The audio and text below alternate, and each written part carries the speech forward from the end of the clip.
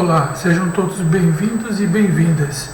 O Portal de Estudos de Química vai disponibilizar hoje uma série de aulas referentes à termodinâmica química dentro dos assuntos avançados em química, onde nós já tivemos oportunidade de estudar os gases e também cinética química avançada. Muito bem, do conhecimento de todos vocês, já a termodinâmica com abordagem física, e a proposta dessas videoaulas será a apresentação da termodinâmica voltado para os processos químicos, por isso a termodinâmica química, principalmente no que se refere às leis da termodinâmica voltadas especificamente para os processos químicos. Mas o êxito desse assunto vai ocorrer diante de um conhecimento prévio de alguns termos que serão utilizados no decorrer dessas aulas. Então, primeiramente, gostaríamos de apresentar para vocês os conceitos básicos que serão utilizados nas videoaulas subsequentes. E qual a diferença entre termodinâmica e termoquímica? Bom, a princípio, a própria palavra termodinâmica e termoquímica tem esse prefixo termo, que significa que está relacionado à temperatura. E esse termo temperatura é o nosso ponto de partida para esse estudo. Fisicamente, podemos definir a temperatura como uma propriedade que indica o sentido do fluxo de calor de dois sistemas, e esse fluxo de calor se dá exatamente devido ao grau de agitação das partículas.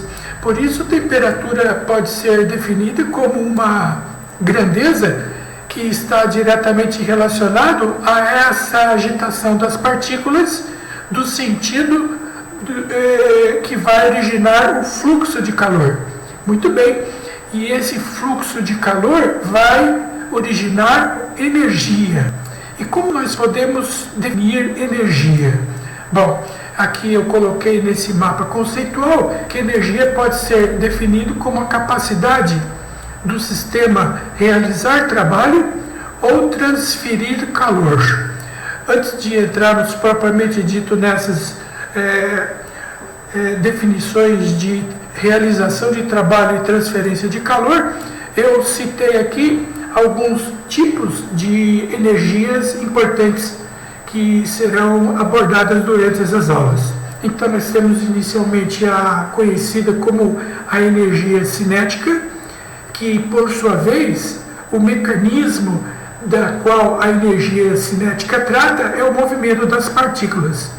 E esta, por sua vez, a energia cinética pode ser definida pela relação meio na massa, que multiplica a velocidade elevada ao quadrado, que já é de conhecimento de todos vocês.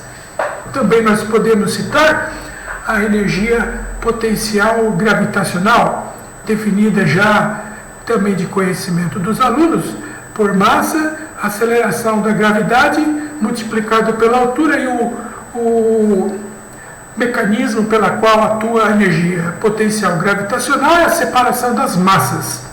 Podemos destacar também a energia potencial elétrica, que é definida por K, a constante de Coulomb, que por sua vez multiplica as cargas que estão relacionadas, que eu vou chamá-las de 1 e 2, separadas por uma determinada distância. Essa distância é o que nós chamamos de raio, que eu vou chamar de R. E o mecanismo da energia potencial elétrica é a separação das cargas, que aqui estão representadas por Q1 e Q2. Também não podemos deixar de citar a energia química, importante também, já que o nosso propósito desse estudo é a termodinâmica química, e nesse caso especificamente, a energia química está diretamente relacionado à ligação química entre os átomos constituintes das moléculas. Por exemplo, uma molécula biatômica de oxigênio, nitrogênio, por exemplo, os átomos estão separados entre si por uma ligação, e o mecanismo dessa energia química que está relacionado à ligação química é o movimento dos núcleos atômicos, certo? Energia cinética está relacionada ao movimento, principalmente ao movimento de translação, rotação e vibração. Energia potencial gravitacional está relacionada à separação das massas, potencial elétrica relacionada à separação das cargas elétricas, a energia química relacionada à separação dos núcleos atômicos, e aqui eu coloquei em destaque a principal energia proveniente do nosso estudo da aula de hoje, que é a energia térmica. A energia térmica vai originar o chamado de calor. E exatamente o que seria, como eu poderia definir calor?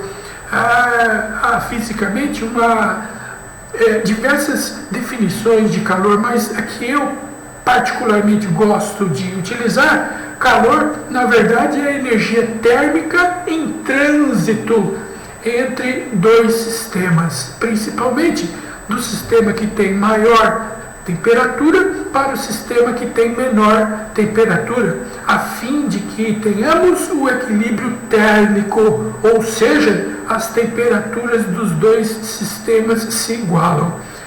Então, calor é energia térmica em trânsito, e esse, por sua vez, tem como unidades caloria e joule, cuja definição de joule nada mais é do que Newton vezes metro, que inclusive, meus amigos e minhas amigas, essa é a unidade do chamado Sistema Internacional, que, por sua vez, será utilizado na resolução dos exercícios da aula de hoje e das aulas subsequentes também. Se eventualmente tivermos algum exercício que trata a unidade de calor como caloria, aí nós necessitamos fazer uma transformação dessa unidade para o sistema internacional, que é joule. E a transformação está aqui. Uma caloria equivale a 4,185 joules, certo? Aqui está a transformação. Mas o que eu faço com essa energia térmica em trânsito, que por sua vez é chamado de calor? Bom, essa energia térmica chamada de calor pode ser utilizado em reações químicas, ou pode ser utilizado em mudanças de estado físico da matéria, por exemplo, mudança do sólido para o líquido, que é uma fusão, ou mudança de estado líquido para sólido, que é uma solidificação, ou pode ser utilizado para realizar trabalho, ou simplesmente para transformar uma energia em outra. Muito bem, aqui eu estou colocando essas possibilidades, e essas possibilidades que vão determinar a diferença entre termoquímica e termodinâmica. A termoquímica, que já foi estudado no portal de estudos de química, inclusive nas playlists do nosso canal, eu tenho diversas aulas de termoquímica básica, aquela que é abordada de forma mais simples, né? Não, digamos assim, tão avançada. E na termoquímica, nós temos uma grandeza chamada de entalpia, e essa entalpia, por sua vez, que vai relacionar esse calor na qual eu me referi a vocês, né? Que é a energia térmica em trânsito, porém, esse calor está relacionado diretamente a uma mudança de estado físico ou uma reação química. E já foi abordado previamente nas videoaulas de termoquímica que nós temos duas possibilidades. Primeiro, que esse calor ele pode ser liberado do sistema para o meio externo, e esse processo que ocorre em liberação de calor chama-se exotérmico, que por sua vez será indicado de duas maneiras. Primeiro, pelo calor da reação sendo positivo. Os sinais aqui são muito importantes no estudo da termodinâmica química. O que significa calor positivo? Significa que o sistema em questão ele tem uma energia térmica maior, digamos entre aspas, que está sobrando. E e por ser maior e sobra, ele está sendo liberado para o meio externo, e isso que define-se como calor positivo. Mas a grandeza que vai relacionar esse calor chama-se entalpia, e a variação de entalpia de um processo exotérmico, esse por sua vez é negativo, certo? ΔH negativo ou calor positivo são características de um processo exotérmico que envolve liberação de energia para o meio externo. Por outro lado, existe uma possibilidade que o sistema tem pouca energia e para ele ocorrer, para a reação química ou o processo físico ocorrer, é necessário que o sistema absorva energia do meio externo. Esse calor absorvido caracteriza o processo como endotérmico. E esse, por sua vez, ele é caracterizado como calor negativo. Esse calor negativo significa que está faltando energia térmica para a reação processar. E para ela ocorrer, aí o que o sistema faz? Ele retira calor do meio externo. Ele absorve calor do meio externo. E essa é a característica do calor negativo. Calor negativo quer dizer que falta energia térmica e por isso o sistema tira energia do meio externo. E essa característica da reação, processo endotérmico, é dada por calor negativo ou ΔH positivo, certo? Isso daqui praticamente, meus amigos e minhas amigas, é uma revisão, né, dos processos exo e endotérmicos já estudados nas videoaulas desse canal. Mas, sem dúvida nenhuma, o nosso foco principal agora será outra apresentação desse calor, que anteriormente, como eu disse, o calor era envolvido numa reação química ou numa transformação de estado. Agora nós vamos abordar esse calor, que é energia térmica em trânsito, que vai fazer o seguinte: pode ser utilizado para transformar uma energia em outra ou para realizar trabalho. Esse é o foco principal da termodinâmica no aspecto físico, senhores e senhoritas. A termodinâmica no aspecto físico tem por finalidade estudar a forma de calor transferida ou absorvida do meio externo para realizar trabalho ou, como eu disse, para transformar uma forma de energia em outra. Aliás, nesse quesito referente à transformação de energia em outra, aqui nós temos uma figura que representa o funcionamento simplificado de uma hidrelétrica. E nesse esquema de funcionamento da hidrelétrica, nós temos algumas formas de energia sendo transformadas, como, por exemplo, aqui um reservatório de água, onde a água encontra-se em uma determinada altura, que, por sua vez, armazena energia em forma de potencial gravitacional, que depois que essa água vai descer essa altura, depois aqui na parte inferior, ela vai se transformar em energia cinética. E essa energia cinética, por sua vez, permitirá o movimento dessa turbina, que vai acionar esse gerador, e aí nós temos a ação de uma energia mecânica de movimento desse motor, que nesse gerador transforma essa energia mecânica e no final obtém-se a chamada energia elétrica.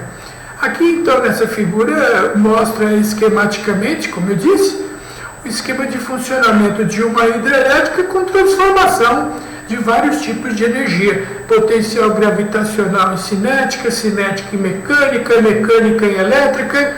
E a termodinâmica vai estudar exatamente esses processos dessas energias envolvidas, mais precisamente o trabalho realizado pelo sistema para originar essas energias. E como fazer isso? Como é que eu consigo fazer com que o sistema produza essa energia? Esse estudo dessa forma de transformação de energia ou para a realização de trabalho pelo sistema será realizado através de funções de estado.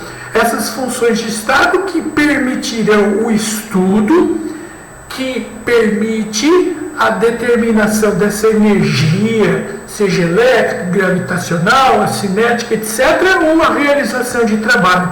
Essa descrição macroscópica do sistema é realizada através das chamadas funções de estado, que são pressão, temperatura, volume e energia interna. Existem outras funções de estado, tais como entropia, energia de Gibbs, que serão abordadas nas aulas subsequentes. Hoje, especificamente, nós vamos tratar destas variáveis. Pressão, temperatura, volume e energia interna são chamadas de funções de estado. O que são essas chamadas funções de estado? São essas propriedades determinadas pelo estado do sistema. Uma palavra importante aqui que eu vou deixar em destaque é essa. E essas propriedades são obtidas de forma independente da forma como foi atingido. Aqui nós temos uma figura do percurso de uma trajetória de uma montanha, cuja finalidade principal é chegar no seu topo. Mas, como uma função de estado, não interessa se eu cheguei no topo pelo caminho chamado de A, ou se eu peguei o caminho chamado de B, sendo que o B eu demorei mais, ou o A eu fui mais rápido, não importa. Não interessa. O que interessa especificamente é apenas o estado inicial e o final, sendo que nesse caso especificamente, levando em consideração somente o estado final inicial, nós vamos obter como consequência uma chamada de variação de estado entre o final e o inicial. E essa variação não depende do caminho que levou ao propósito principal, que é, digamos, entre aspas, chegar no topo dessa montanha, certo? Agora, para termos, digamos, mais o que nos interessa especificamente aqui no estudo, é estudarmos exatamente essas variáveis que vão estudar o comportamento do sistema que vai produzir energia ao realizar trabalho, que são essas funções. Pressão, dado pela variação de pressão, que é dado por pressão final menos inicial. Temperatura, da mesma forma, dado pela temperatura final menos inicial. Só gostaria de deixar esclarecido que a temperatura que nos interessa é a absoluta, em Kelvin, assim como outra função de estado que vai permitir descrevermos o comportamento do sistema para produzir energia ou realizar trabalho, o volume, dado por volume final menos inicial. Não importa como ele foi atingido, só interessa o estado final e o inicial.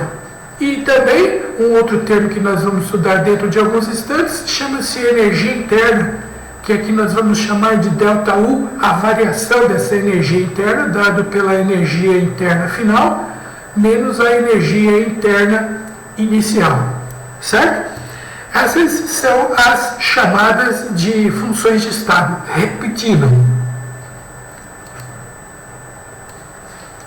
Repetindo, as funções de estado têm por finalidade descrever, sob o ponto de vista macroscópico, o comportamento do sistema que vai permitir a realização de trabalho ou transformação de uma forma de energia em outra. E essas são as propriedades que serão estudadas nesse curso: pressão, temperatura, volume e energia interna, sob o ponto de vista da sua variação. Bom, então, aqui nesse mapa conceitual, eu quis mostrar para vocês alguns conceitos básicos, então, recapitulando como temperatura, depois energia, as formas de energia, principalmente a energia térmica e que se transforma em calor, e calor, na verdade, é a energia térmica em trânsito de dois sistemas por variação de temperatura. Essa energia térmica em trânsito chamada de calor, aplicado em reações químicas ou transformações físicas, é estudado especificamente na termoquímica, e a grandeza que vai relacionar tudo isso que eu falei chama-se entalpia. E se na termodinâmica relacionar essa quantidade de calor para realizar trabalho ou transformação de uma energia em outra forma, é a função da termodinâmica. Inclusive, termoquímica é uma ramificação da termodinâmica, poderíamos dizer assim. E uma dúvida que surge é: quais são as variáveis que vão estudar esse comportamento de um sistema realizar trabalho, por exemplo? Essas variáveis que vão descrever macroscopicamente esse comportamento são pressão, temperatura, volume e energia interna, em forma das suas respectivas variações. E são funções de estado porque não depende do caminho pela qual eu cheguei até o final, e sim somente o estado final e o inicial, da forma que o sistema se encontra estabelecido. Dentro, então, desses assuntos básicos, agora vamos ver a definição de sistema, universo, vizinhança e fronteira. O sistema é definido como uma porção do universo que vai ser analisado, estudado, e o universo é o conjunto do sistema mais a vizinhança. Aqui eu coloquei essa figura para deixar mais claro as definições. Aqui nós temos um sistema, por exemplo, um becker contendo uma determinada solução que está numa bancada dentro de um laboratório, que seria a vizinhança, e o universo é justamente o conjunto estabelecido entre vizinhança e sistema.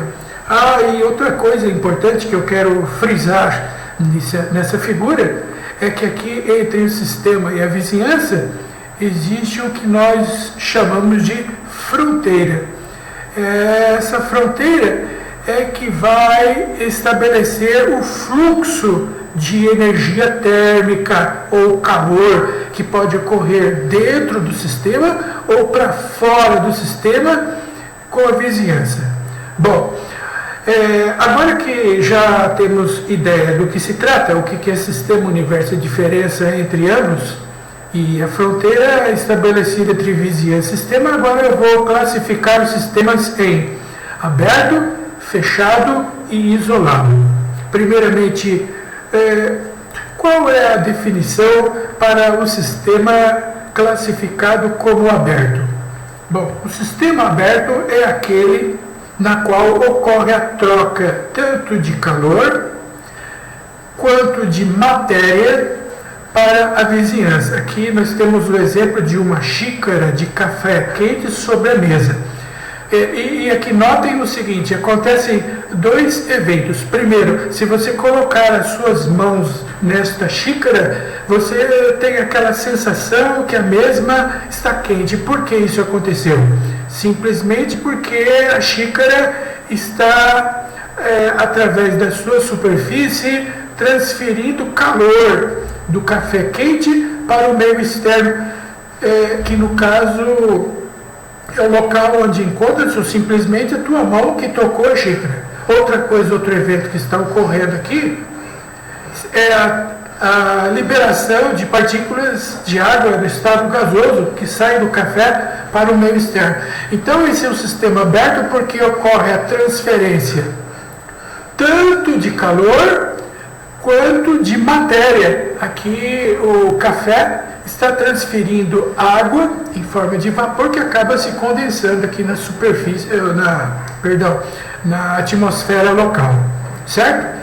Agora, um sistema que na sequência é classificado como fechado é aquele que permite a troca de energia em forma de calor, mas não troca matéria. Aqui temos um copo contendo sorvete coberto por um filme plástico. Então não ocorre troca de matéria, somente de energia.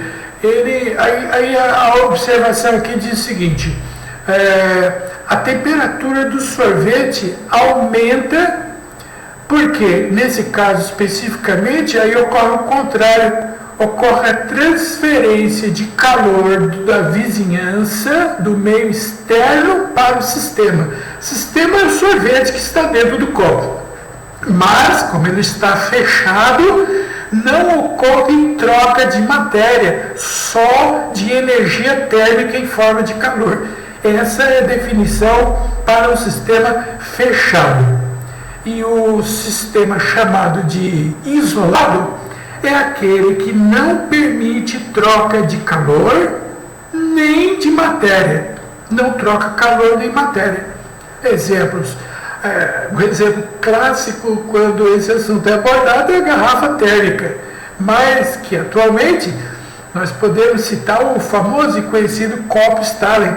Esses copos que estão na mídia, né, que muitas pessoas têm disponível, que tem como característica uma longa duração do líquido que está dentro do mesmo. Aqui está dizendo que ele mantém frio 12 horas o líquido e 48 horas o gelo. Por que isso acontece? Assim como na garrafa térmica, esses dois recipientes possuem entre as paredes interna e externa um vácuo. E o vácuo ele não permite a troca de calor, certo? Não permite a troca de calor. E pelo fato dele estar fechado, também não ocorre troca de matéria. Então o sistema isolado é aquele que não troca calor, nem troca matéria com o meio externo, certo? Porque entre as paredes do recipiente existe um isolante térmico que é o vácuo, que não permite a troca de calor, como eu mencionei.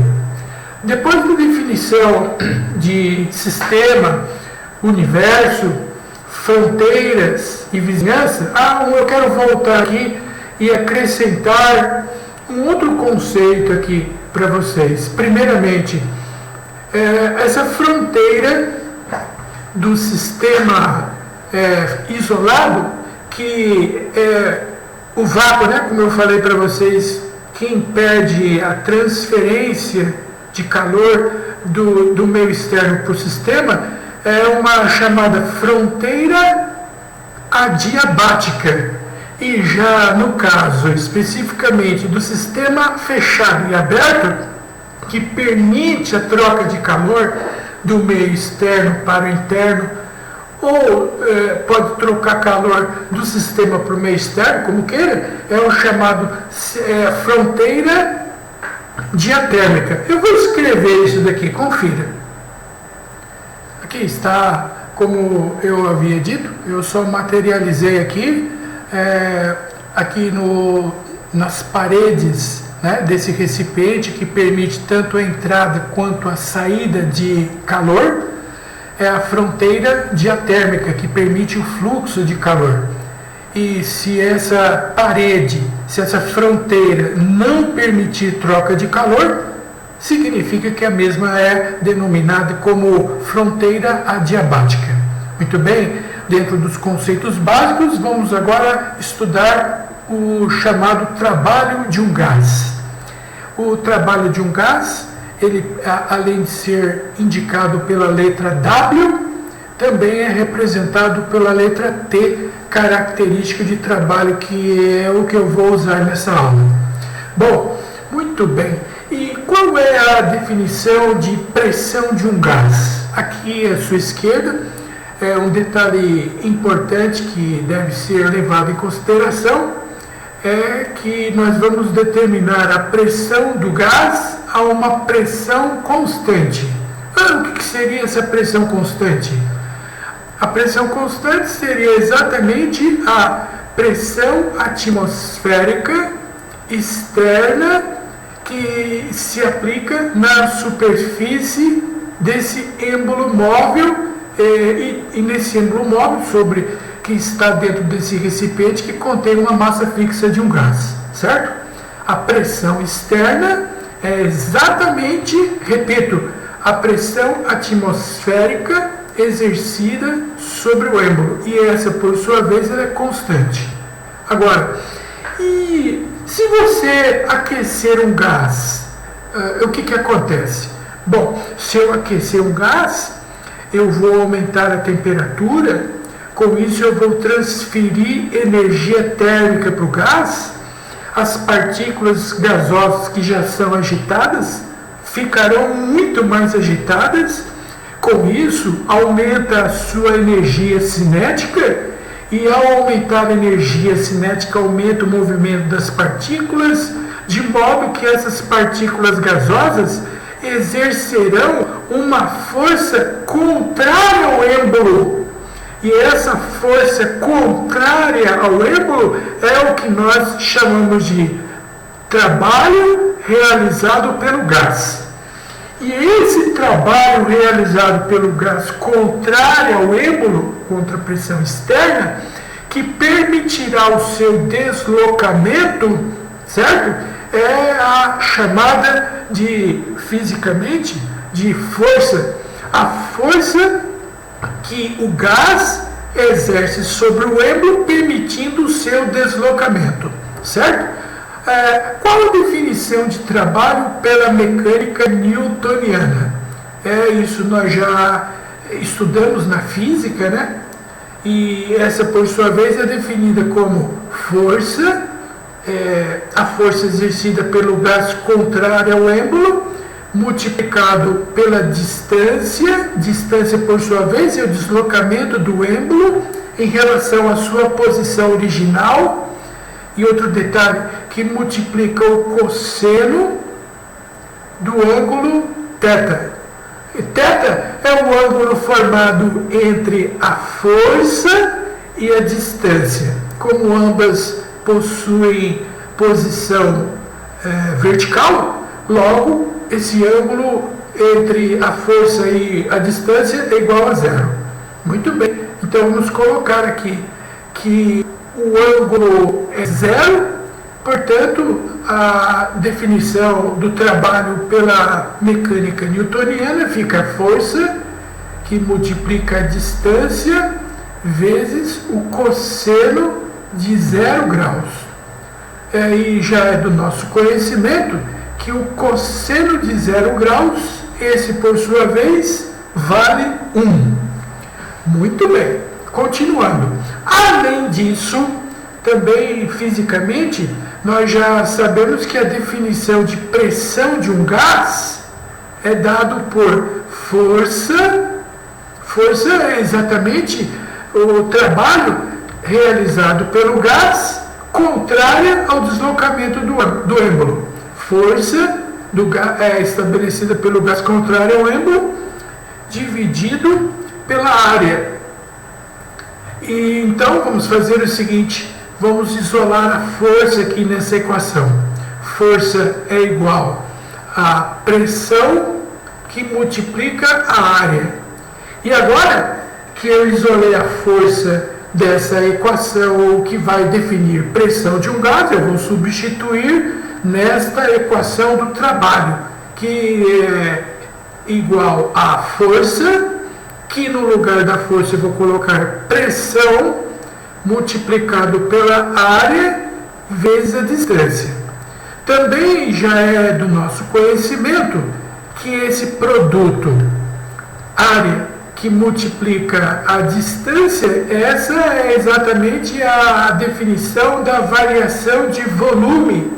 A variação de volume é exatamente isso daqui, ó, o ΔV. É o quanto ocorreu do deslocamento do êmbolo em relação à posição inicial. Portanto, aqui está, senhores e senhoritas, a famosa fórmula que permitirá o cálculo do trabalho realizado por um gás. É igual a exatamente a pressão, aqui está pressão, que multiplica o ΔV, a variação de volume. Agora, um detalhe que é muito importante e deve ser levado em consideração, senhores e senhoritas, será as unidades do sistema internacional. No sistema internacional, nós temos aqui a pressão, que é expresso em Pascal. Pascal também tem outra definição, pode ser definido como Newton sobre metro elevado ao quadrado. Essa é a definição de Pascal para a pressão. Volume no sistema internacional é definido em metros cúbicos, certo? Detalhe importante, na resolução dos exercícios, caso tenhamos unidades diferentes, volume em litro, por exemplo, pressão em atmosferas, estas devem ser transformadas para Pascal e metros cúbicos, respectivamente. E aqui nós teremos, eu posso cancelar esse metro quadrado com esse metro cúbico e ainda resta metro aqui no numerador. Sendo assim, a unidade que vai expressar o trabalho realizado pelo gás é Newton, que multiplica metros. Só que Newton que multiplica metros, isso é a definição de joules. Isso no sistema internacional, tá certo? Um outro detalhe que eu gostaria de chamar a atenção de vocês é que esse P vezes ΔV nada mais é do que a definição da equação do gás ideal, né? Que muitos também gostam de chamar como equação de Clapeyron. PV igual a nRT. Esse P vezes ΔV eu posso escrever de outra maneira, como NR ΔT, certo? E as unidades no sistema internacional?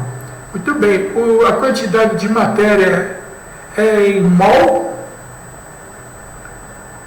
a constante universal dos gases no sistema internacional é joule. Só um instante, por favor. Aqui está. Trabalho realizado pelo gás também pode ser calculado por quantidade de matéria, número de mol do gás, a constante universal dos gases e a variação de temperatura, sendo que a temperatura no sistema internacional é Kelvin, a constante universal dos gases no sistema internacional é Joule por mol vezes Kelvin e quantidade de matéria é mol. Aqui eu posso cancelar, digamos, mol com mol. Eu também posso cancelar Kelvin com Kelvin. E restou exatamente a unidade do trabalho no sistema internacional, Joule. Qual é a melhor opção para resolver os exercícios que se referem ao cálculo do trabalho de um gás a pressão constante? A primeira ou a segunda opção? Não tem a melhor opção, senhores e senhoritas. Isso vai depender dos dados apresentados pela questão, certo? Dentro de alguns instantes, eu vou fazer alguns exercícios referentes a isso que eu estou mostrando para vocês. Repetindo, trabalho realizado por um gás é o trabalho que o gás exerce contrária à força externa aplicada sobre o êmbolo, certo? E quando a pressão externa é constante, ou seja, a pressão externa, a pressão atmosférica é constante, o trabalho realizado pelo gás é dado por pressão que multiplica a variação de volume ou simplesmente pelo produto NR vezes ΔT. Tá, e aí surge uma dúvida. Como realizar o cálculo do trabalho do gás se a pressão é variável? Se nesse caso a pressão é constante, eu faço esse procedimento. Se caso a pressão for variável, aí nós vamos disponibilizar no exercício um gráfico, e esse gráfico vai mostrar para vocês esse comportamento, onde eu tenho no gráfico pressão na ordenada versus o volume na abscissa, e mostra que a pressão, em função do volume, indo do ponto A para o ponto B, mostra que de A o volume, digamos, é VA, e de B esse volume é VB. E notem que de VA para VB ocorre um aumento de volume, e nesse caso esse aumento de volume caracteriza-se por uma expansão do gás. Como no caso anterior, vocês viram que o gás empurrou o êmbolo, né? Não é verdade? E aí aumentou o seu volume. Só que no caso anterior a pressão externa era constante e aqui no caso a pressão está aumentando. E esse aumento da pressão de A para B implica no aumento do volume e automaticamente uma expansão do gás.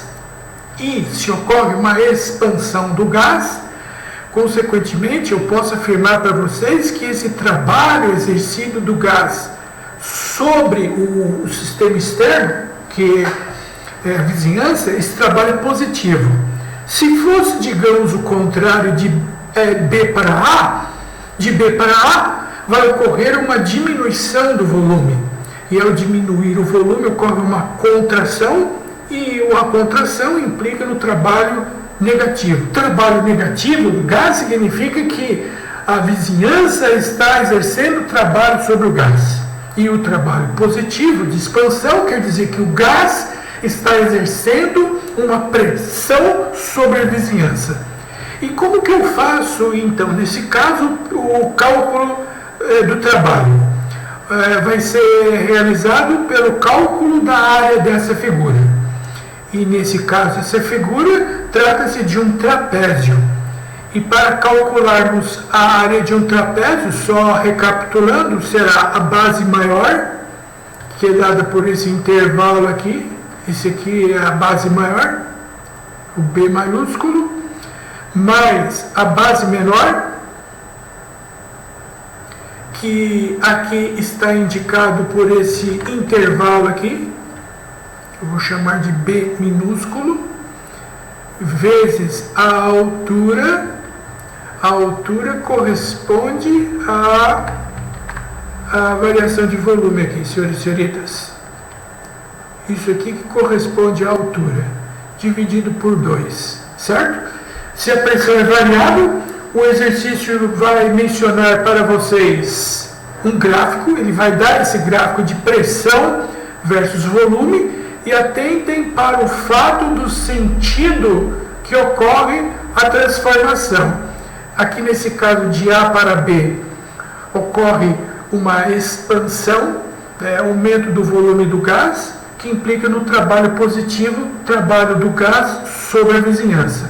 Se for o contrário de B para A, ocorre uma diminuição do volume, com uma contração, uma redução desse volume, implica no trabalho negativo, que significa o trabalho da vizinhança exercido sobre o gás, certo? Muito bem. Dentro de alguns instantes eu vou materializar essa explicação através da resolução de exercícios.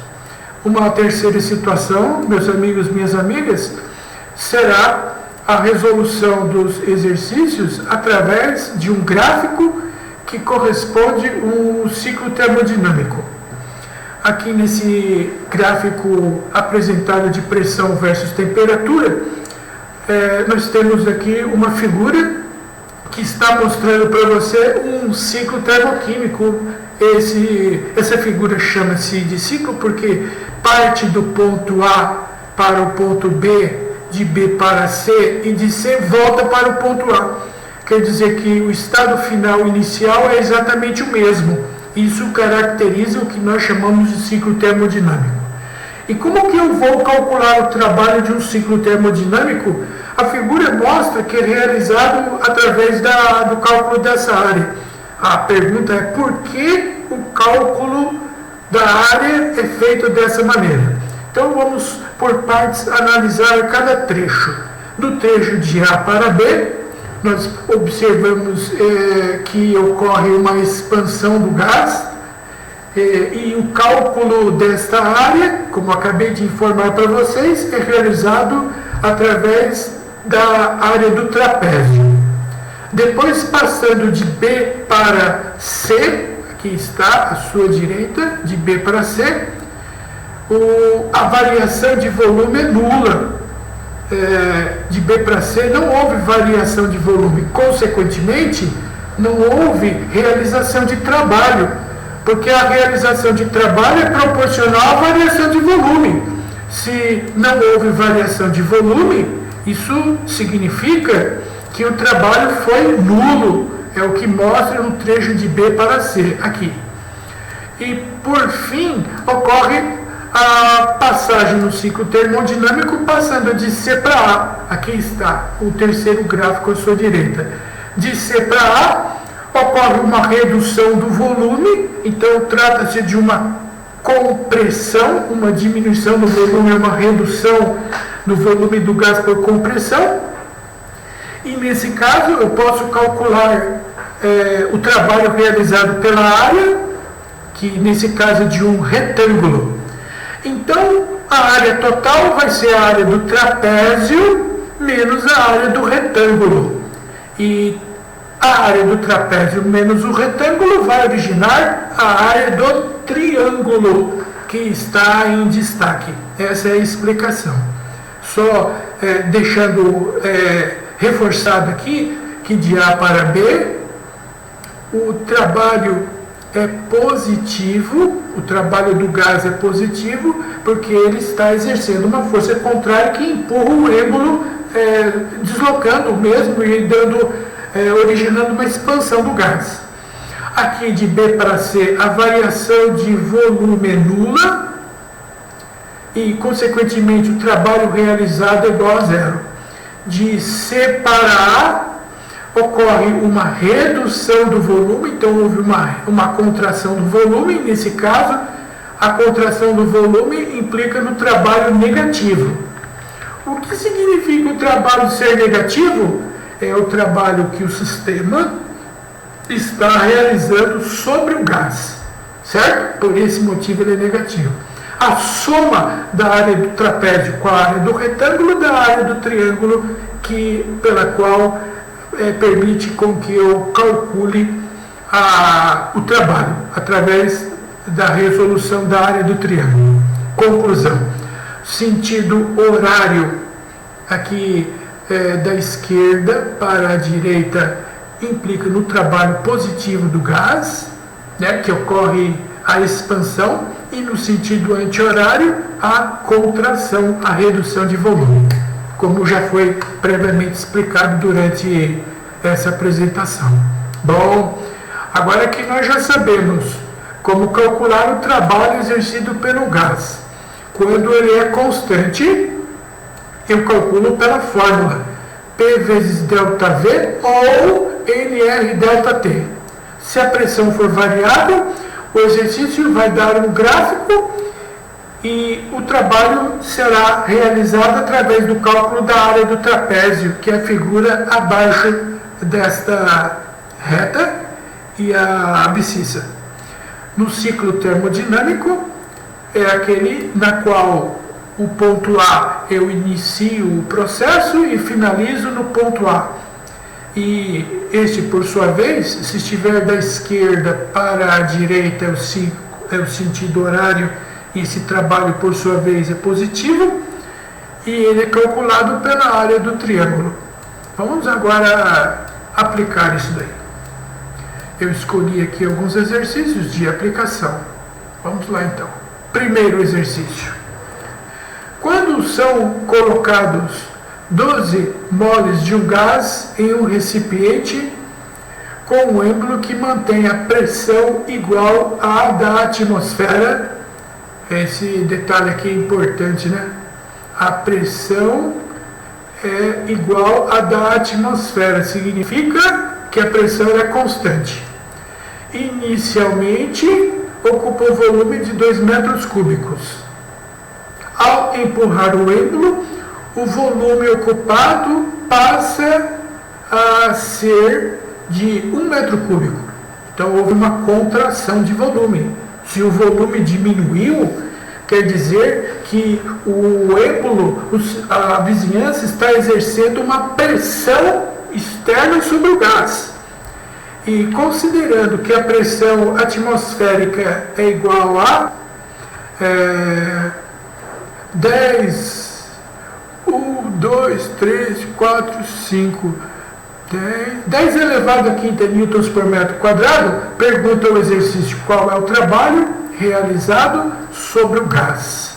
Bom, antes de colocar os dados, eu coloquei aqui essa figura para vocês visualizarem melhor o que está acontecendo.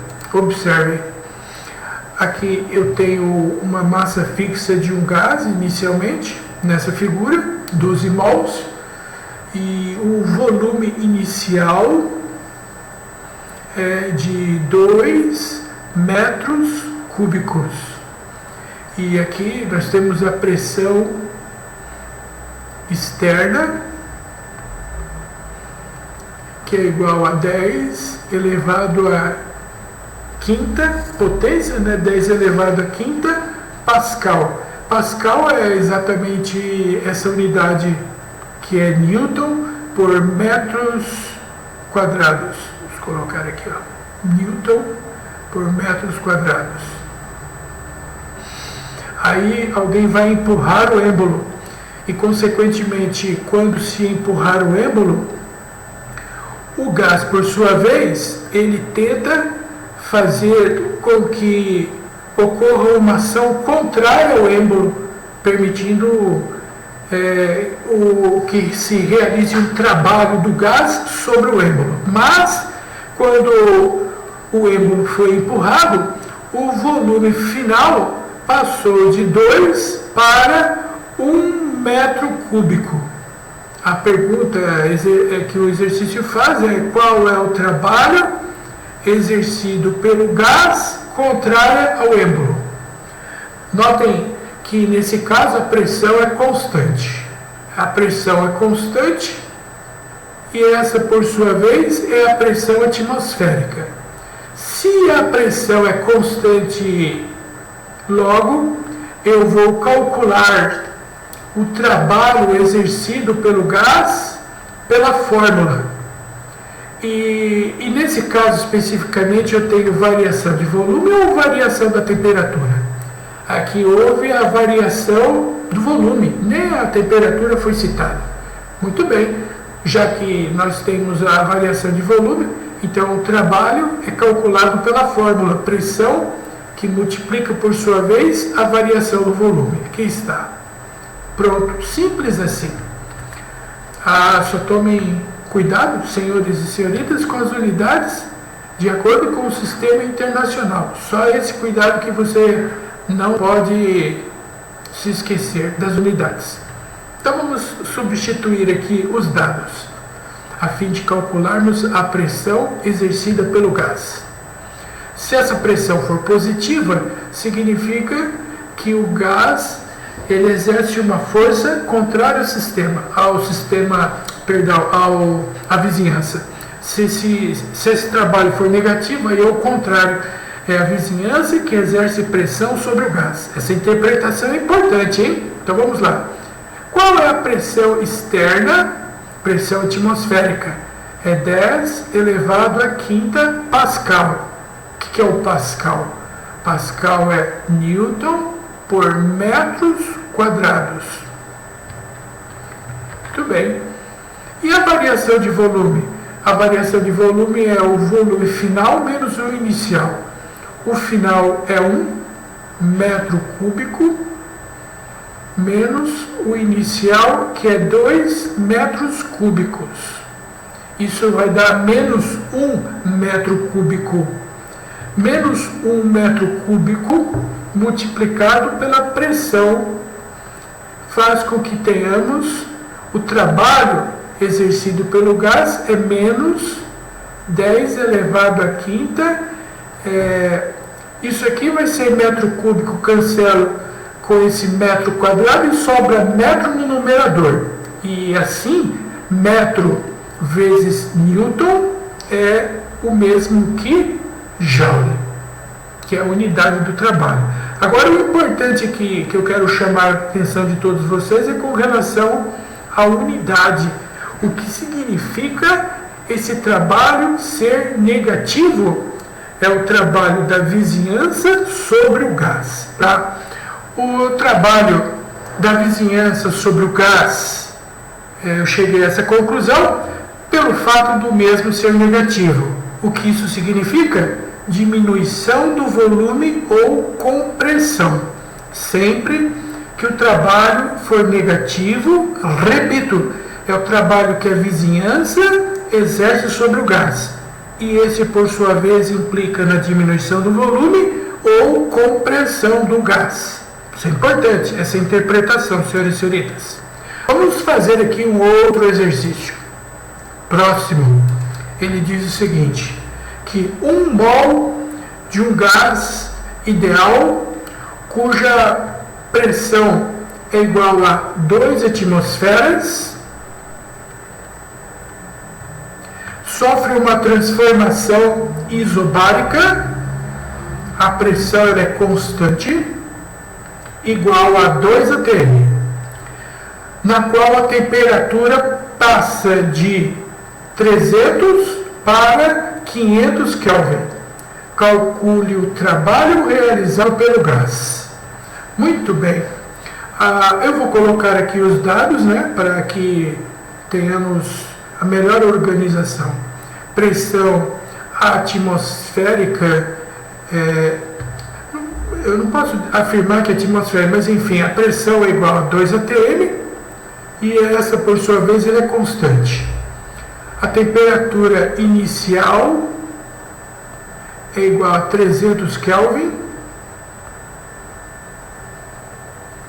A temperatura final é 500 Kelvin, que faz com que tenhamos a variação de temperatura igual a 500 menos 300, que é igual a 200 Kelvin. Também temos disponível a constante universal dos gases, que é igual a 8,2, a unidade da constante que é Joule por mol vezes Kelvin. Nessas condições, calcule o trabalho realizado pelo gás. A pressão é constante ou variável? Pressão constante, 2 atm. Então eu vou calcular o trabalho exercido pelo gás usando a fórmula. Mas a fórmula que eu vou usar vai ser P vezes ΔV ou NR ΔT. Bom, eu não tenho agora variação de volume, tenho variação de temperatura. Então eu vou usar a segunda opção, NR ΔT.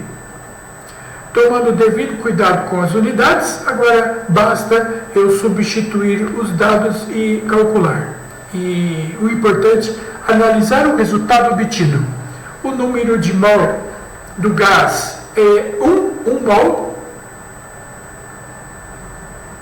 A constante universal dos gases aqui é igual a 8,2 Joule dividido por mol vezes Kelvin.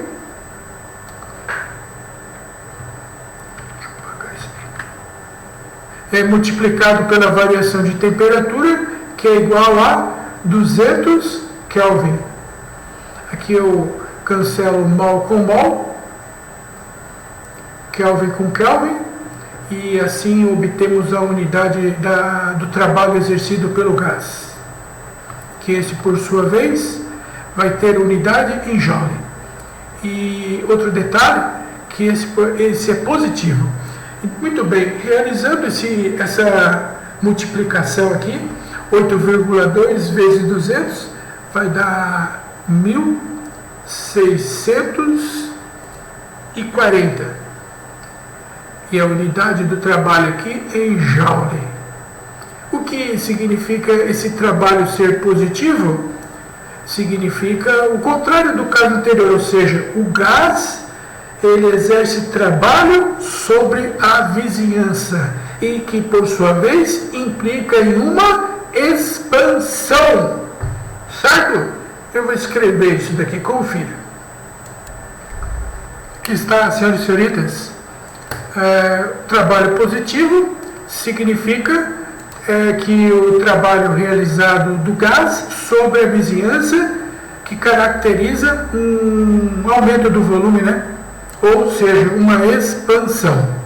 Trabalho negativo, trabalho da vizinhança sobre o gás com pressão. Trabalho positivo, trabalho realizado do gás sobre a vizinhança, expansão. Vamos lá, vamos fazer mais um outro exercício aqui, ó. Observem. Agora ele diz o seguinte: uma transformação é dada pelo gráfico abaixo e ele pede para você calcular o trabalho realizado pelo gás. A pergunta é a seguinte: a pressão ela é constante ou a pressão ela é variável? Eu posso observar aqui, através do gráfico, que a pressão está passando do ponto A para o ponto B, certo? E do ponto A para o ponto B ocorre um aumento da pressão, então ela é variável. Opa, se a pressão é variável, isso significa que eu vou calcular o trabalho através da área entre a curva e a abscissa. E como que eu faço isso? Então vamos lá então. Primeiramente nós temos aqui que calcular a área da figura plana. E essa figura plana é um trapézio. Então o trabalho realizado pelo gás, já que a pressão é variável, será através da área da figura,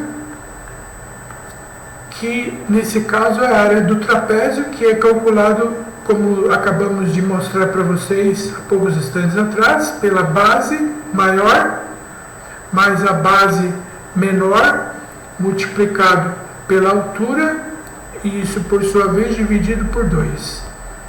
Bem, então vamos lá. A base maior é essa aqui,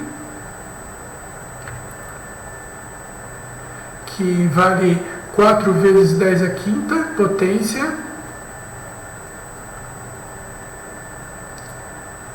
A unidade da pressão aqui é Newton por metro quadrado, isso é Pascal. Está ok, então, dentro do sistema internacional, sem problemas. Mais a base menor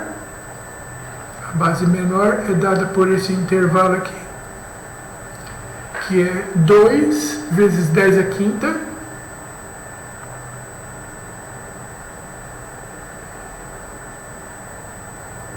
isso aqui é multiplicado por H. H é isso daqui, ó. 4 é o volume aqui está em metros cúbicos, né? Dentro do sistema internacional. E 7 menos 4, isso é igual a 3, dividido por 2. Bom, a aula ela vai se estendendo, né?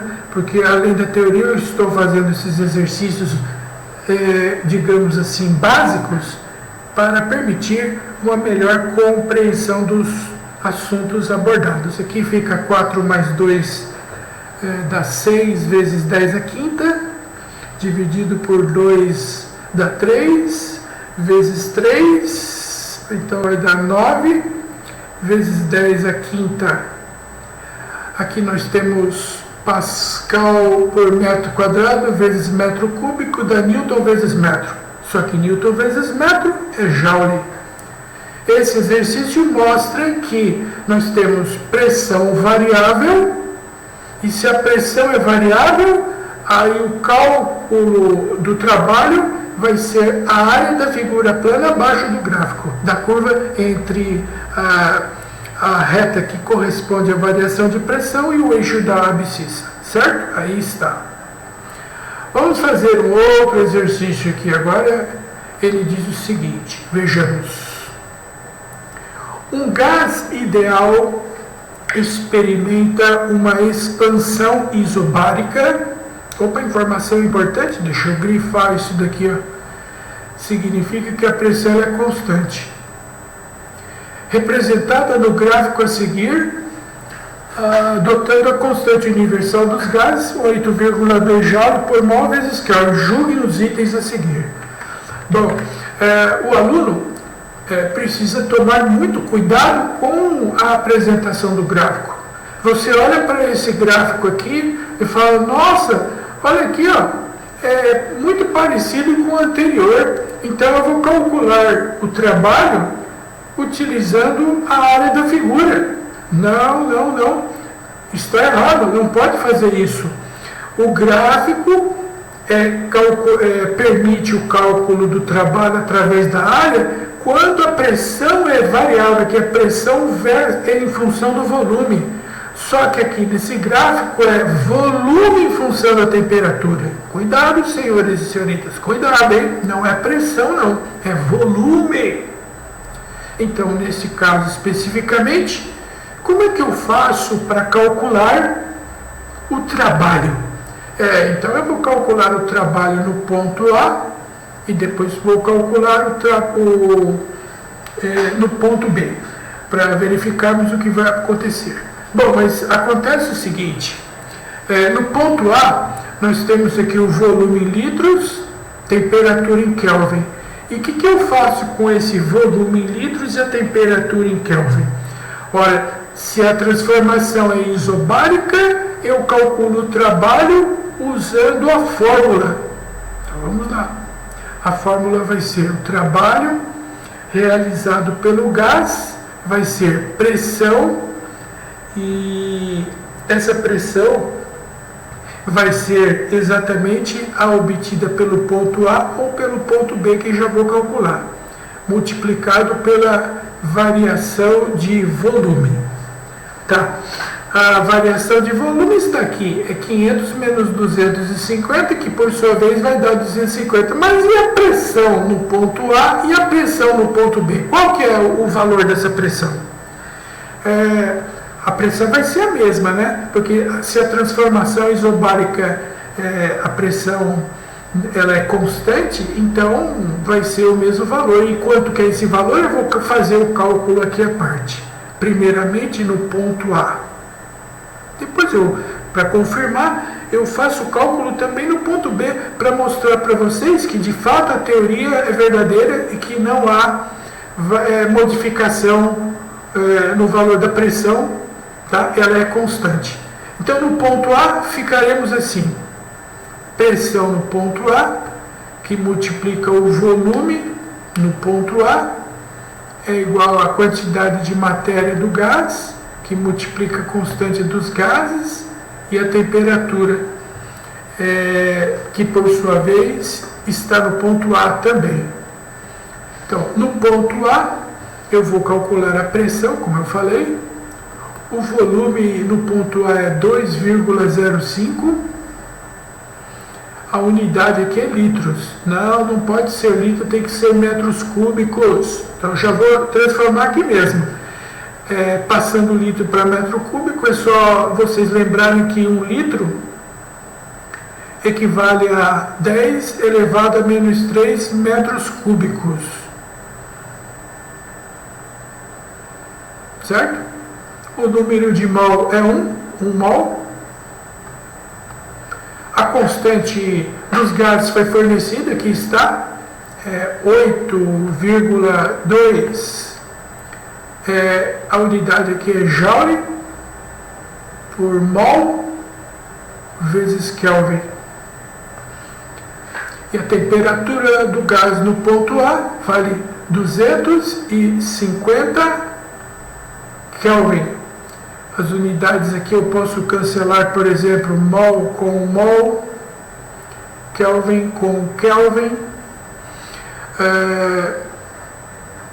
E aqui eu posso cancelar também litros com litros.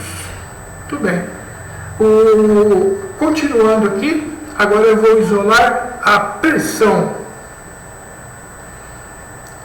O cálculo da pressão do gás no ponto A vai ser exatamente igual a 8,2 vezes 250 vezes 1.000.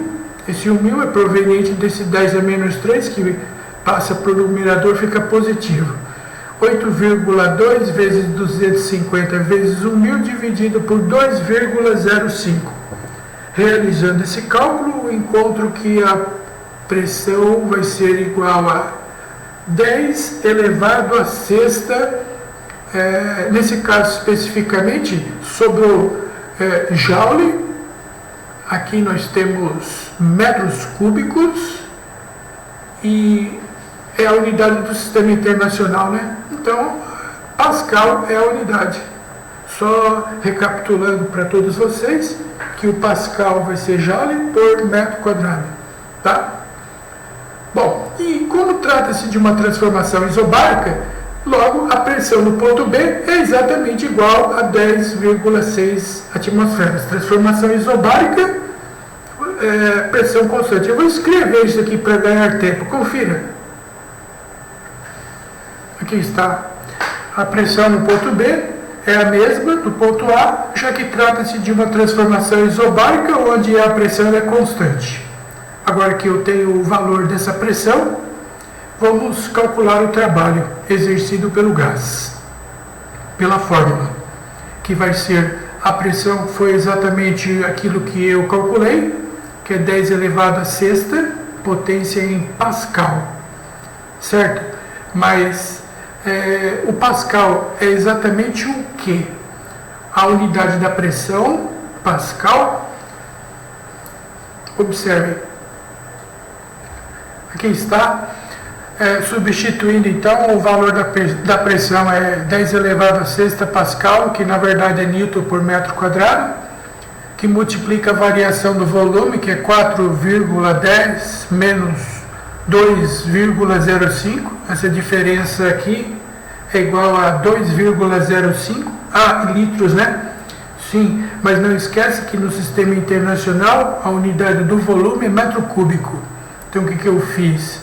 Eu peguei esse volume e multipliquei por 10 elevado a menos 3. Essa aqui é a diferença, tá? Pascal é Newton por metro quadrado, esse metro quadrado cancela com esse metro cúbico e sobra Newton vezes metro. E Newton vezes metro é a unidade do trabalho, que é joule. E o detalhe importante, essa operação apresentou como resultado 2050, mas o que vale esse sinal positivo, o que isso significa? Significa que o gás exerceu um trabalho sobre a vizinhança.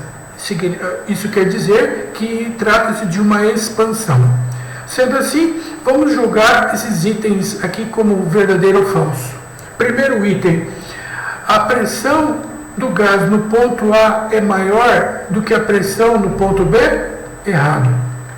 É igual. Porque trata-se de uma transformação isobárica. Afirmação falsa. Segundo, foi realizado trabalho sobre o gás? Não, errado. Falso. Na verdade, foi realizado o trabalho do gás sobre o sistema, sobre a vizinhança. Foi realizado o trabalho do gás sobre a vizinhança e não da vizinhança sobre o gás. Falso. Terceira afirmação. A pressão do gás vale 10 elevado a sexta Pascal? Correto? Foi o que nós calculamos. E número 4. O gás, ao se expandir, olha lá a observação, expansão, trabalho positivo, realizou o trabalho de 2050 joules, correto? Ok? Tudo em ordem? Muito bem. Eu quero, com relação à questão do trabalho, fazer mais um exercício. Confira. Tratando-se agora de um ciclo. E nesse ciclo, nós vamos analisar aqui o seguinte: 10 moles de um gás ideal realizam uma transformação que passa do ponto A para o B, do ponto B para o C, e de C para D e de D para A, como mostrado na figura em questão. Ele pede para um detalhe importante aqui, senhores e senhoritas, ele pede a alternativa incorreta. E nas alternativas nós temos aqui o cálculo do trabalho a ser levado em consideração. Um instante, por favor, isso aqui está tendo vida própria. Então vamos fazer o seguinte, vamos calcular o trabalho em cada uma dessas passagens. Primeiramente, vamos calcular o trabalho de A para B. Lembrando que o trabalho pode ser calculado simplesmente pela área dessa figura plana. Vamos fazer das duas opções, calculando a área da figura e depois somando o trabalho de todas as passagens. Tá? Primeiro vamos calcular o trabalho através da área dessa figura plana, que vai ser calculado através da base vezes a altura. A base aqui vai ser é 3 menos 1, isso aqui é igual a 2, e essa altura aqui vai ser 6 menos 2, isso é igual a 4. Então, calculando o trabalho pela área, é a base vezes a altura, e isso é igual a 8 joules. Um detalhe importante, como trata-se do sentido horário da esquerda para a direita, isso quer dizer que trata-se do trabalho ser positivo. E esse trabalho positivo quer dizer que é o trabalho que o gás está exercendo sobre a vizinhança, e isso trata-se de uma expansão. Pronto, simples assim. Agora eu vou calcular o trabalho de outra maneira, analisando cada uma dessas passagens. Primeiro, de A para B. De A para B, percebemos que a pressão ela é constante e igual a 6 atm. Bom, então, se de A para B a pressão ela é constante, então eu posso usar a fórmula, nesse caso, para calcular o trabalho realizado na passagem de A para B. E a fórmula é pressão que multiplica ΔV. A pressão aqui vale 6, e nesse caso aqui o ΔV é 3 menos 1, que é igual a 2, e esse por sua vez é positivo, também é uma expansão, e na passagem de A para B o trabalho vale 12 joules. Agora vamos de B para C. De B para C, percebemos que nesse caso o volume é constante, e nesse caso, como o volume é constante, ΔV é igual a 0, portanto concluímos que o trabalho também é nulo. O trabalho depende da variação de volume. Como a variação de volume é 0, então o trabalho também é nulo. Agora vamos calcular o trabalho de C para D. E de C para D nós temos que a pressão ela é constante e é igual a 2 Pascal. Então, de C para D, o trabalho nessa passagem, como a pressão é constante, então eu posso usar a fórmula que vai ser pressão que multiplica a variação do volume. A pressão aqui é 2. E a variação de volume vai ser o volume final menos o inicial. Senhores e senhoritas, notem aqui o sentido, né, do fluxo, que é de C para D. O volume final é 1 e o inicial é 3, e essa variação vai ser menos 2. Sentido do fluxo, né? Menos 2. E isso é igual a menos 4 joules. E o trabalho negativo, né, trata-se de uma contração. E por fim, vamos calcular agora o trabalho realizado de D para A. De D para A, nós teremos a variação de volume igual a 0, ΔV igual a 0, e mais uma vez, quando a variação de volume é nula, isso quer dizer que o trabalho também é igual a 0.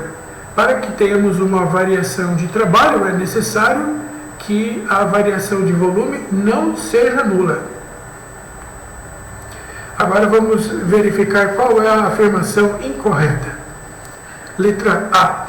O trabalho total realizado pelo sistema de A até D vale 8 joules, correto?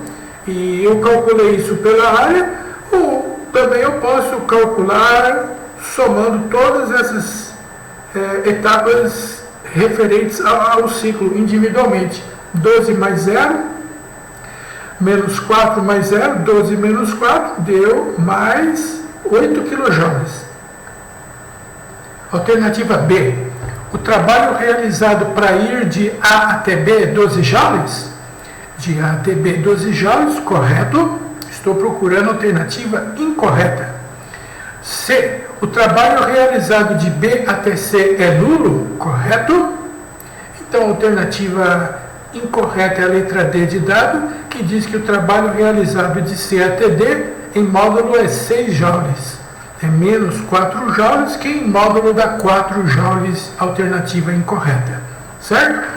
Senhores, senhoritas, então eu apresentei aqui para vocês a resolução de várias questões envolvendo o cálculo do trabalho num ciclo termodinâmico, num exercício onde a pressão ela pode ser constante, aí eu uso a fórmula, mas se o exercício disser que a pressão é variável, aí ele apresenta um gráfico e através da área desse gráfico você calcula o trabalho realizado pelo gás. Certo? Muito bem. Agora que eu mostrei para vocês as opções e a definição do trabalho, vamos finalizar essa videoaula estudando a energia interna, representada pela letra U. Como que eu posso definir energia interna?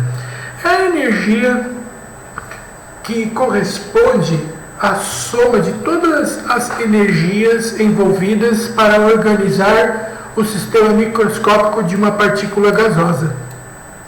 Para a organização microscópica do gás, eu preciso, para fazer isso, de várias energias, das quais eu destaco especialmente a energia cinética e a energia potencial. Sendo que eu já apresentei no início dessa aula que a energia cinética está relacionada ao movimento, que por sua vez calcula-se através da translação, que é o movimento das partículas em todas as direções, né? E aqui nesse caso, no movimento de rotação, nós levaremos em consideração o movimento da partícula no eixo Y, X e Z. Aqui é a cota, né, que é o eixo Z, esse é o eixo Y e esse é o Z. Então, notem que agora nós estamos levando em consideração o espaço R3, tá? Já que nós temos aqui os 3 eixos e esse é o movimento de translação, leva em consideração isso. A rotação é o movimento das partículas em torno do seu eixo, no sentido horário, ou pode ser no sentido anti-horário, ok? No sentido contrário aqui, ó. Observe. E além disso, nós temos também, além da translação e rotação, vamos levar em consideração a vibração das partículas. E a somatória desses 3 movimentos trata-se do estudo através da energia cinética. E a energia potencial vai levar em consideração a distância entre os átomos. As distâncias entre os átomos caracterizam-se das ligações químicas. E esse gráfico aqui está mostrando para vocês que quando os átomos estão próximos, a energia cinética vai diminuindo à medida que eles se aproximam. Quando a energia potencial ela é mínima, é o estado de estabilidade quando forma-se a ligação química, tá? Quando tem a menor energia envolvida para a formação de uma molécula. Mas, no momento que há um afastamento entre os átomos devido à repulsão entre os núcleos, à medida que os átomos se distanciam dos núcleos, aí a energia potencial ela vai aumentando. Ou seja, a somatória da energia potencial mais a energia cinética é o que nós definimos como a energia interna, que é utilizada para a organização do nível microscópico das partículas. Essa chamada energia potencial, ela é dependente diretamente da temperatura. Dizemos até que a energia cinética é diretamente proporcional à temperatura. Ou seja, eu posso então afirmar para vocês que quando ocorre um aquecimento do gás, que é dependente do aumento da temperatura, esse aumento da temperatura vai fazer um aumento da sua energia interna, devido ao aumento da movimentação das partículas provenientes do ganho da energia proveniente do aquecimento. E se você retirar calor do sistema, das partículas gasosas, diminuindo a temperatura, olha, se diminuir a temperatura, você vai diminuir a energia interna das partículas por conta que você está tirando energia do sistema. Muito bem, a energia cinética a energia interna é diretamente proporcional à temperatura. E como é que eu vou fazer o cálculo dessa energia interna U? Boa pergunta. O cálculo da energia interna das partículas gasosas estará diretamente relacionado ao estudo da cinética dos gases, da cinética avançada que foi desenvolvido nesse curso e que, por sua vez, apresentou a seguinte fórmula: a energia interna é igual ao grau de liberdade das partículas gasosas, que aqui é indicado pela letra F, que vai multiplicar. Vou colocar aqui, desculpe. Deixa eu dar uma pausa, vou escrever isso daqui, confira. Aqui está a energia interna, que corresponde à soma das energias cinética e potencial do sistema para manutenção das partículas gasosas, é calculado por F, que multiplica nRT sobre 2. Essa letra F, ela indica os graus de liberdade das partículas, que seriam esses chamados de graus de liberdade das partículas. Bem, aqui eu estou representando aqui nessas figuras para vocês exatamente os graus de liberdade. Então, por exemplo, gases monoatômicos, ou seja, os gases nobres, né? Hélio, neônio, criptônio, xenônio, radônio, etc. Os graus de liberdade correspondem ao espaço R3, ao deslocamento das partículas no eixo Z, no eixo Y e X. Então, levando em consideração essas três possibilidades, por esse motivo, o F daquela fórmula para gases constituídos por um átomo, F igual a 3. Sendo assim, a fórmula para calcular a energia interna para gases monoatômicos, os gases nobres, vai ser 3 meios de nRT. Né? O N número de mols, constante dos gases, temperatura em Kelvin absoluta, e esse 3 corresponde ao movimento de translação nos eixos x, y e z. Os gases diatômicos, esse F, o grau de liberdade, é igual a 5. E como se obtém esse valor? Pela soma do movimento de translação, que é o x, y, z, mais os dois movimentos de rotação. Dois movimentos de rotação, por quê?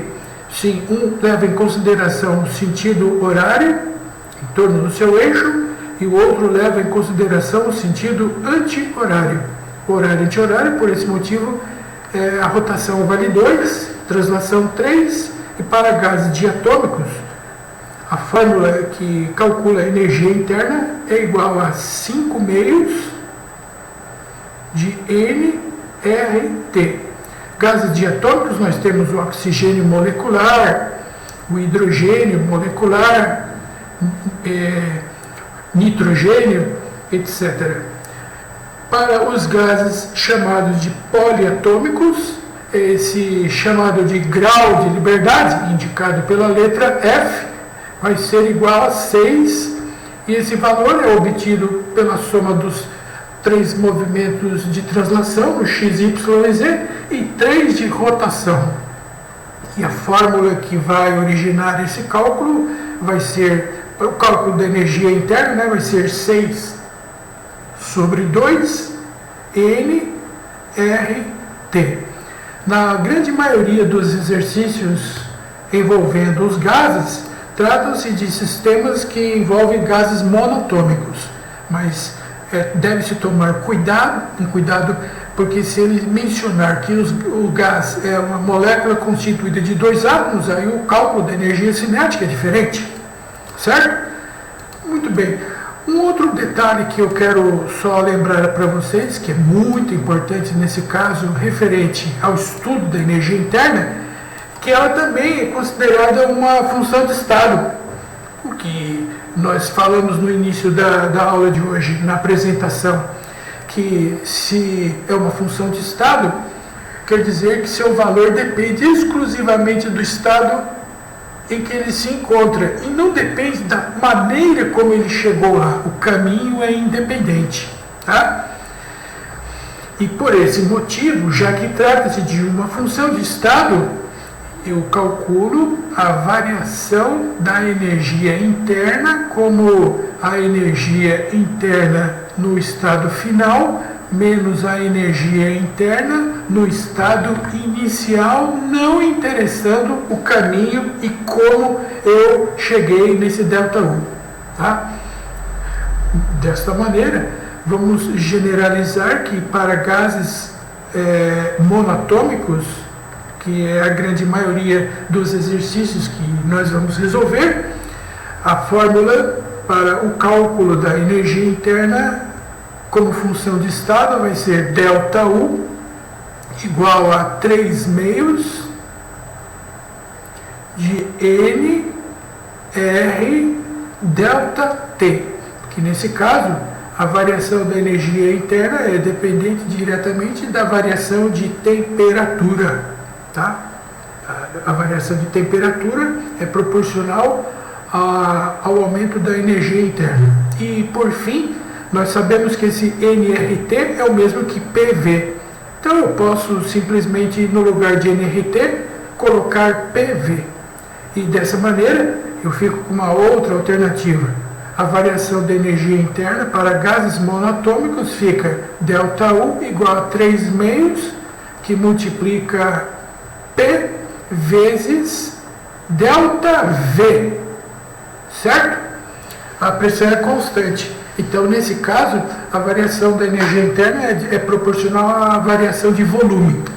Ou seja, se você comprime o gás, as partículas ficam mais próximas, elas ficam mais agitadas, consequentemente, aumenta a sua energia interna. Mas, se por um acaso as partículas ficam mais distantes, a agitação diminui e diminui a energia interna. Okay? Agora, qual dessas opções é a mais apropriada para utilizar nos exercícios? Depende da situação, depende dos dados que o exercício apresentar. Então, eu vou fazer aqui, para finalizar essa videoaula, alguns exercícios envolvendo essas diversas opções. Muito bom. Então, vamos começar com esse primeiro caso. Ele quer saber qual o valor da energia interna. Colocar os dados aqui, né? Inicialmente. Qual é o valor da energia interna de uma quantidade de 1,5 mol de um gás perfeito monatômico a uma temperatura de 20 graus Celsius. Muito bem. Já que a temperatura é de 20 graus Celsius, e nós temos conhecimento de que a mesma tem que ficar em Kelvin, na temperatura do sistema internacional, e essa, por sua vez, transformando, é igual a 393 Kelvin. E também eu tenho disponível aqui o valor da constante universal dos gases, que vale 8,31. A unidade aqui é Joule por mol vezes Kelvin. Bom, de acordo com esses dados disponíveis e pelo que foi apresentado para vocês há poucos instantes atrás, como trata-se de um gás monatômico, então o cálculo da energia interna será pela fórmula 3 meios, que multiplica N, R, T. Muito bom. Agora vamos substituir aqui os valores disponíveis. 3 meios que multiplica o número de mol, quantidade de matéria, que é 1,5 em mol. Vou colocar as unidades aqui, né? A constante universal aqui dos gases fornecido é 8,31. A unidade aqui é Joule dividido por mol, vezes Kelvin. Kelvin, que é a unidade da temperatura do sistema internacional, e o valor da temperatura na qual o gás se encontra submetido, em Kelvin é 293. Aqui eu cancelo Kelvin com Kelvin, cancelo mol com mol, e resta exatamente a unidade da energia interna, que é em Joule.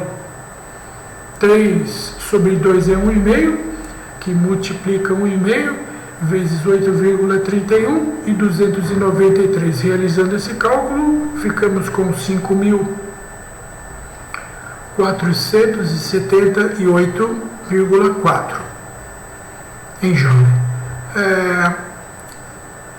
Podemos deixar isso na forma de notação, né? Entre 1 e 0,9, perdão, 0,1 e 9,9, ou deixar assim, 5,47 ou 5,48, fazendo arredondamento, quilojoules, em quilojoules, certo? Essa é a primeira possibilidade, senhores e senhoritas. Aqui simplesmente eu tenho o que calcular a energia interna, tenho o número de mol, falou que o gás é monatômico, então a fórmula é 3,5 de nRT, temperatura em Celsius, eu passei para Kelvin, substituí e calculei. Segundo exercício, segunda opção. Agora ele pergunta para você assim: qual é a energia interna de 300 litros de um gás ideal diatômico sobre uma pressão de meia atmosfera? Muito bem. Só um instante, por favor. Deixa eu consertar isso aqui. Muito bem, senhores e senhoritas. Tomamos conhecimento que no sistema internacional o volume tem que ser expresso em metro cúbico e a pressão em pascal. Então, fazendo a transformação de litro para metro cúbico, 1 litro equivale a 10 elevado a menos 3 metros cúbicos. 10 elevado a menos 3 metros cúbicos, isso equivale a 1 litro. E a atmosfera para pascal, basta eu multiplicar por 10 elevado a quinta, porque na verdade 1 atm é 10 elevado a quinta pascal. Aí eu transformo atmosferas em pascal. Isso equivale a meio vezes 10 elevado a quinta em pascal.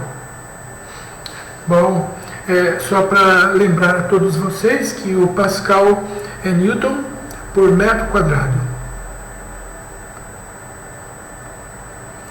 Certo? Muito bem. Então vamos lá. O que significa o fato do gás ser diatômico? Significa que a fórmula para o cálculo da energia interna eleva-se em consideração o grau de liberdade das partículas igual a 5. 3 de rotação, ou melhor, 3 de translação e 2 de rotação, que multiplica N, R, T. Mas não tenho o T, não tenho o R e nem o N. Tem razão, mas nós não temos o N, o R nem o T, mas nós temos conhecimento que P vezes V é igual a nRT. Eu posso então substituir no lugar desse nRT, colocar PV. E aí a energia interna nesse caso vai ser igual a 5 meios de nRT, que no lugar vou colocar PV. Substituindo os valores, então ficaremos assim: 5 sobre 2, o P, que é a pressão, vai ser meio, que multiplica 10 elevado a quinta pascal, que na verdade é Newton por metro quadrado, multiplicado pelo volume em metro cúbico. O detalhe que muito importante, senhores e senhoritas, é que os alunos acabam se esquecendo de fazer essas transformações e isso acaba causando erro na resolução. Fiquem, por gentileza, atentos com relação a essas transformações de unidade. Metro cúbico com metro quadrado, cancela, sobra metro. E metro vezes Newton é joules. Aqui eu esqueci de cortar litro com litro. Muito bem. Vamos então realizar esse cálculo da energia interna nessas condições. Isso é exatamente igual a 3.750, repetindo, Newton vezes metro é joule. Ou, na forma de notação científica, eu posso escrever 3,75 quilojoules. Certo? Ficou claro? E então, agora eu vou finalizar essa aula com esse último exercício, que é esse número 3. Vejamos. Um gás ideal encontra-se inicialmente sob pressão de 1.500 kPa, tendo um volume de 10 metros cúbicos. Expande-se isotermicamente. Deixa eu marcar essa informação aqui, em duas etapas. Quer dizer, isotermicamente, quer dizer que ele encontra-se a uma temperatura constante, certo? Em duas etapas. Na primeira etapa, a pressão externa é mantida constante a 750 kPa, e na segunda, a pressão externa é mantida constante a 100 kPa. Qual é a variação da energia interna ocorrida pelo gás nessas transformações aí indicadas? Bom, vamos lá então. Primeiro, eu vou fazer o seguinte: eu vou construir aqui um gráfico, senhores e senhoritas, para melhor visualizar os dados, a fim de que vocês entendam o que está acontecendo. Então aqui eu tenho um gráfico de pressão, e essa pressão está em Pascal do sistema internacional, pressão em função do volume, e esse por sua vez está em metros cúbicos. Então não preciso me preocupar com as unidades. Como trata-se de uma transformação isotérmica, então eu tenho aqui a isoterma correspondente.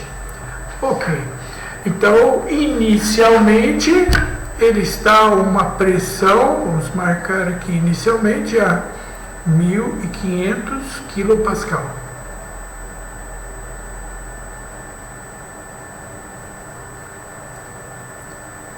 Sendo que nessa pressão, o volume correspondente é de 10 metros cúbicos. Ele expande-se isotermicamente em duas etapas. Então, como trata-se de uma expansão, o volume vai aumentar, mas não muda a temperatura constante. Aí a pressão externa é mantida a 750 kPa. Então agora a pressão passa de 1.500 para 750 kPa. E nessa pressão de 750 kPa, nota-se que a pressão foi reduzida pela metade, 1.500 para 750 reduz pela metade. Transformação isotérmica, pressão e volume são inversamente proporcionais, volume dobra, de 10 para 20, grandezas inversamente proporcionais, não é? E na segunda transformação, a pressão externa é mantida constante a 100. Então agora ele vai passar de 750 para 100 kPa. E a 100 kPa nós teremos agora um volume de quanto? Bom, vamos fazer o seguinte cálculo agora. De 1500 para 100, houve uma redução de 15 vezes na pressão, ela ficou 15 vezes menor.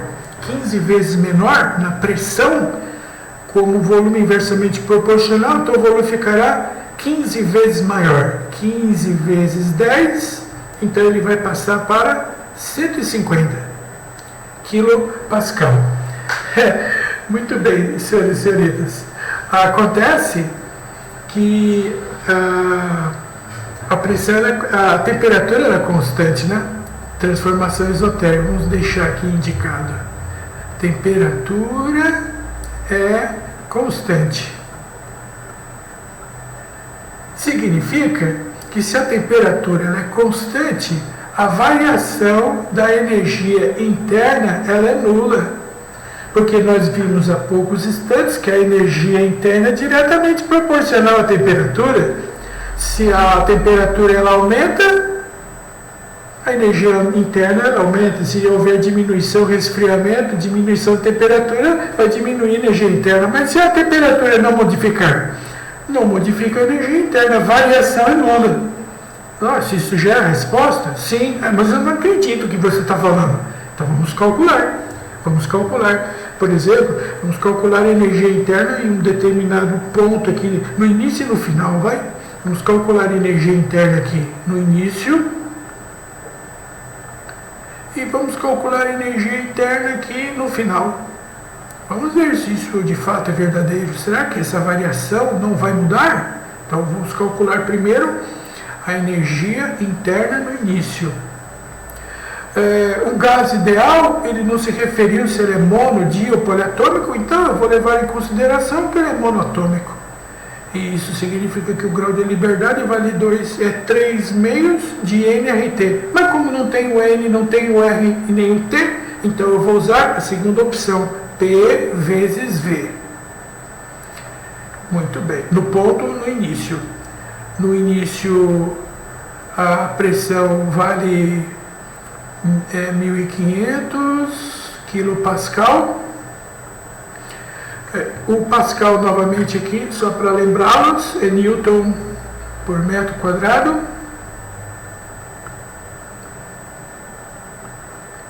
O que mais? E o volume metro cúbico? No início, 10 metros cúbicos.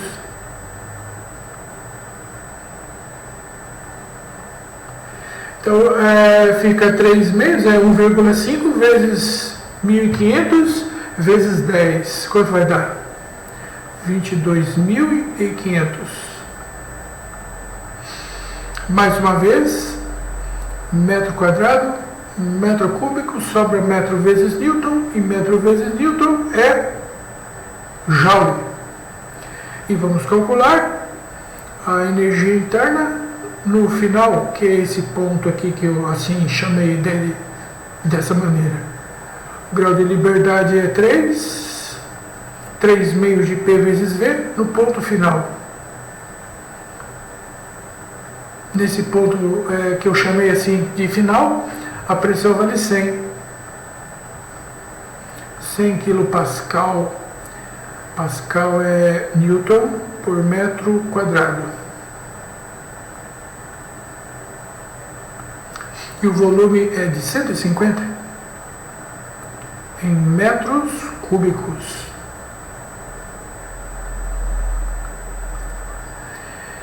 E, senhores e senhoritas, isso deu exatamente 22.500 joules.